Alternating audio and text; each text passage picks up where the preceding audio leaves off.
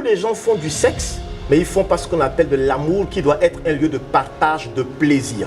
C'est différent alors? C'est différent, effectivement. Beaucoup, ça veut dire que je peux faire du sexe, mais ne pas faire véritablement une sexualité consciente où je sors avec une production, par exemple, de l'immunoglobuline qui doit booster le système immunitaire, ou bien peut-être déjà augmenter une bonne production de la sérotonine. Donc, lorsque on fait du sexe parce qu'il faut faire du sexe, une personne peut faire du sexe chaque jour, mais pas une sexualité de qualité.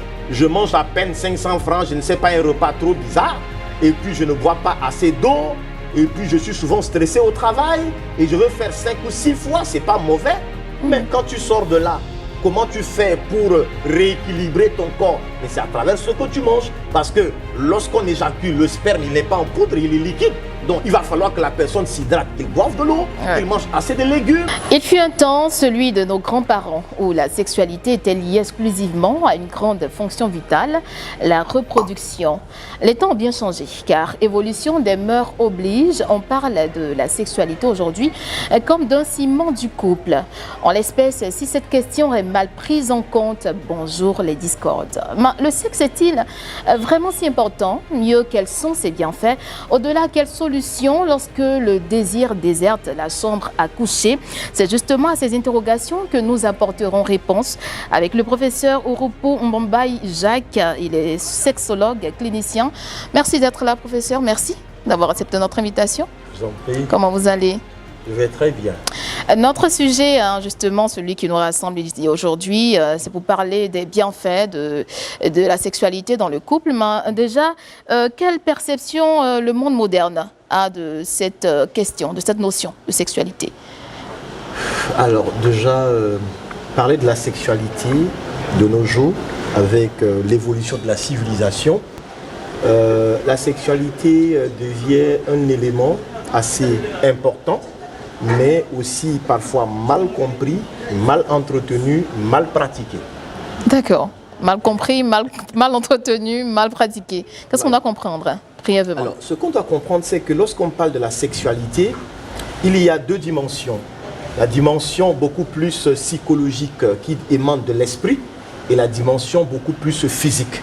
Donc, pour une sexualité, on parle plutôt d'une sexualité consciente. Une sexualité qui met en symbiose le cœur et le corps. Et donc, lorsque on résume simplement la sexualité à l'aspect physique, là, ce n'est pas véritablement une sexualité où on va bénéficier de tous les éléments qui doivent accompagner la sexualité. En même temps, j'allais poser la question, de quelle sexualité il s'agit? Est-ce que c'est seulement le fait de passer à l'acte? Beaucoup de gens font du sexe, mais ils font pas ce qu'on appelle de l'amour, qui doit être un lieu de partage, de plaisir.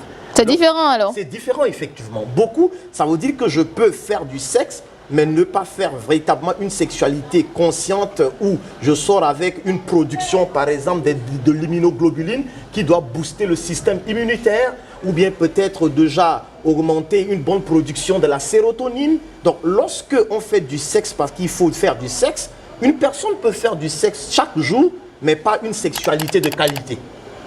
D'accord. Une personne peut avoir peut-être dans la semaine une seule fois une sexualité, mais si c'est une sexualité de qualité, cette personne va faire bénéficier tout le corps de tous les bienfaits associés à la sexualité. Donc en rapport avec notre sujet, c'est de la sexualité de qualité qu'il s'agit. Exactement, c'est une sexualité de qualité, pas seulement passer à l'acte sexuel alors que ton esprit est en train peut-être de divaguer dans un autre coin et toi tu es sur une personne et puis ce n'est que, je sais pas, c'est une formalité. Et là, ce n'est pas une sexualité de qualité. En parlant de sexualité de qualité, est-ce que ce n'est pas subjectif en termes d'appréciation? Non, pas subjectif parce que en fait, le problème c'est que lorsque souvent la sexualité est résumée simplement à l'acte de la pénétration, alors que nous sommes esprits et nous sommes des êtres humains. Exactement. Et l'être humain, ça en prend en compte l'aspect spirituel et l'aspect physique. Donc avant même de passer à l'acte sexuel, je commence d'abord à nourrir le fait de partager ce plaisir-là au niveau spirituel avant de venir dans le monde réel. Donc, on comprend que passer à l'acte devient un peu compliqué, hein, tel que vous expliquez. Donc, il y a tout un cheminement. Exactement. C'est pourquoi, pour pimenter sa sexualité, on parle par exemple de connaître le langage d'amour de son partenaire, comment je dois communiquer à mon partenaire. Mais lorsque, imagine, tu veux passer à l'acte sexuel, tu insultes la personne, tu ne l'entretiens pas et tu viens. Bon, ça, c'est beaucoup plus de la bestialité, c'est beaucoup plus animal. Et l'être humain, parler de la sexualité, on ne peut pas dissocier l'aspect psychologique et l'aspect plaisir. C'est pas possible. Est-ce que des couples font mal, en fait, la sexualité, comme on le dit, en ignorant justement son contenu? Parce que tel que vous parliez, tel que vous vous étaliez, c'est comme si ces personnes doivent avoir d'office une formation de base. Exactement. En fait, lorsque on dit qu'on aime une personne, ça doit être accompagné avec véritablement le fait de nourrir également l'aspect psychologique. Ça veut dire que lorsque tu aimes une personne, tu dois aider à évacuer ce qu'on appelle les kilos émotionnels de la personne. Mais et donc cela permet de passer à l'acte sexuel qui doit nourrir véritablement le corps et être épanoui. Et donc c'est tout c'est pour qu'on parle même de la sexualité éducative. On doit aider les gens à savoir comment faire de la sexualité de qualité. Mais le plus souvent, les gens pensent que non, ok, j'aime une personne et donc je viens et puis on passe à l'acte, c'est que c'est véritablement de la sexualité ou bien non, ça tu as fait le sexe, mais tu n'as pas fait véritablement de l'amour qui est un temps de partage, de symbiose entre le cœur, le corps. C'est au-delà de l'aspect physique. Je dois être satisfait au niveau même émotionnel. La sexualité doit amener à faire ce qu'on appelle le détox au niveau psychologique. Malheureusement, les gens font de sexe, mais ils sont encore beaucoup plus anxieux, stressés. Alors que l'un des secrets pour se déstresser, c'est lorsque je fais le rapport sexuel, ça doit plutôt amener à diminuer le taux de cortisol et augmenter la sérotonine qui est l'hormone de bonheur. Et c'est donc parce que la sexualité n'est pas de qualité. Justement, exactement. On ne peut pas retirer de bons effets. Malheureusement, beaucoup de gens font du sexe et puis ils sortent de là encore tout stressés. Ça veut dire qu'il y a un problème. Professeur, on en vient maintenant à notre sujet. C'était justement pour planter le décor, quand on a parlé de l'aspect définitionnel de la sexualité, les bienfaits de la sexualité dans un couple. On en parle? Bien sûr. Mais lorsque deux personnes s'aiment,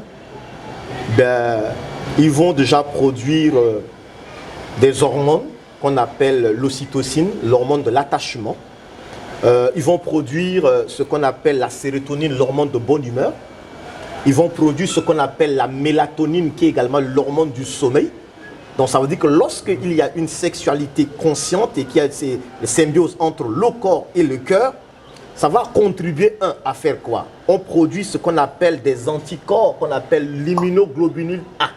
Ce sont des anticorps qui permettent à booster le système immunitaire et nous protéger contre tout ce qui est comme les pathologies liées, tout ce qui vient, voilà, tout ce qui est comme maladie.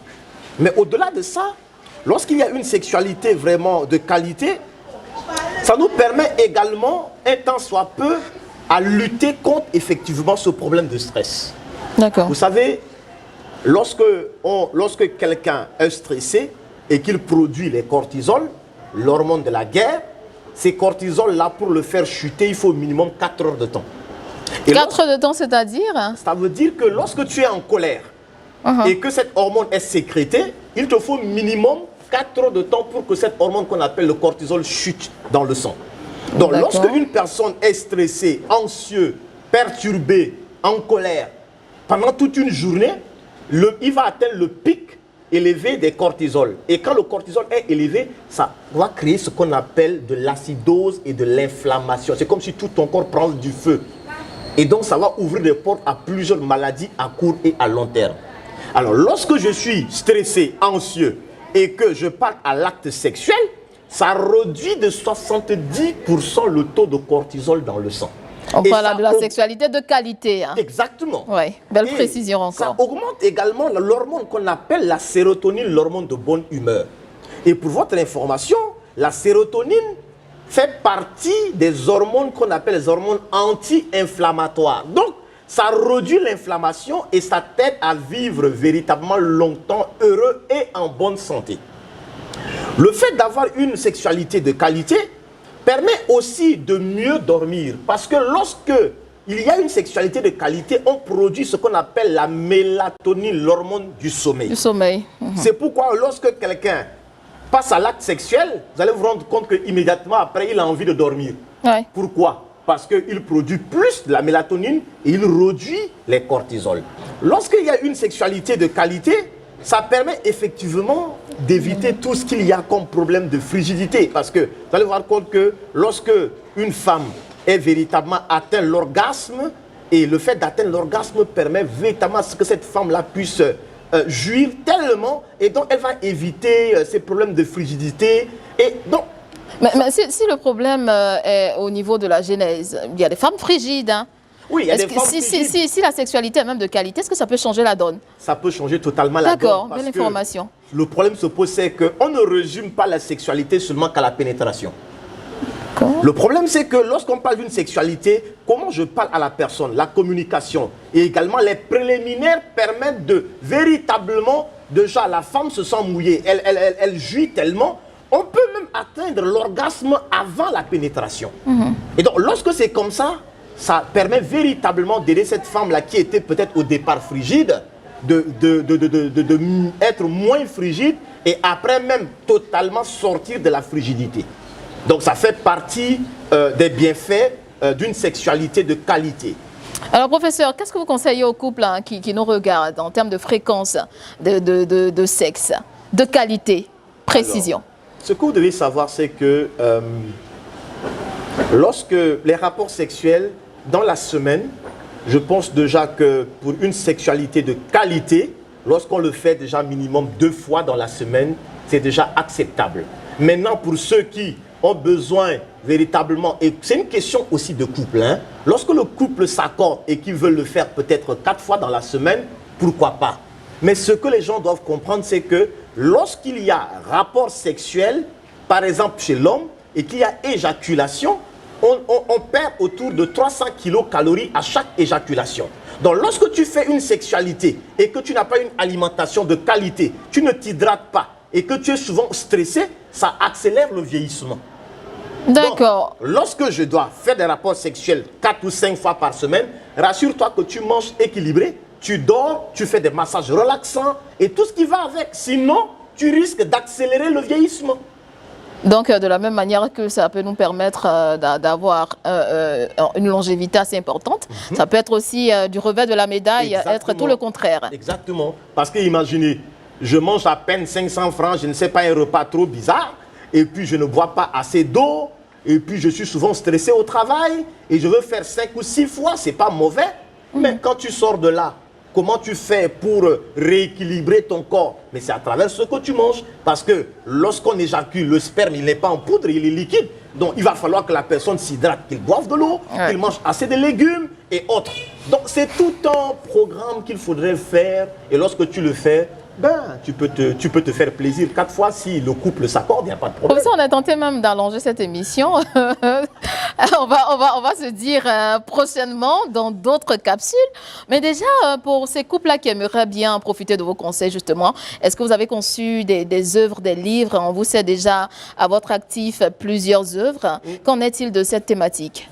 Alors, parlons de la sexualité consciente. Moi, c'est plus la sexualité consciente. Oui, vous mettez l'accent sur la conscience. Oui, parce que ce qui nous différencie des animaux, c'est le fait que nous avons une conscience vraiment très développée. Donc, pour tout ce qui concerne la sexualité consciente, j'accompagne plusieurs couples à avoir une sexualité consciente à travers des consultations en sexologie clinique qu'on peut me recevoir. Ou bien soit aussi, nous avons aussi des œuvres dans le domaine de la sexualité, des livrets que je propose aussi à des couples de manière personnalisée. J'essaie d'étudier un peu le couple et je leur propose vraiment des programmes personnalisés pour les aider à être épanouis dans leur sexualité. Merci bien, professeur Ouropo Mbombay Jacques. psychologue, également sociologue, clinicien. Merci pour tous ces détails. Et puis, on vous reverra prochainement dans d'autres capsules parce que le sujet, il faut le dire, est assez important. Il faut en voir d'autres aspects. Merci à vous, chers internautes, de nous avoir suivis. N'oubliez pas de liker, de vous abonner, d'activer la cloche de notification pour nos prochaines capsules. Et sur ce, portez-vous bien et prenez soin de votre sexualité.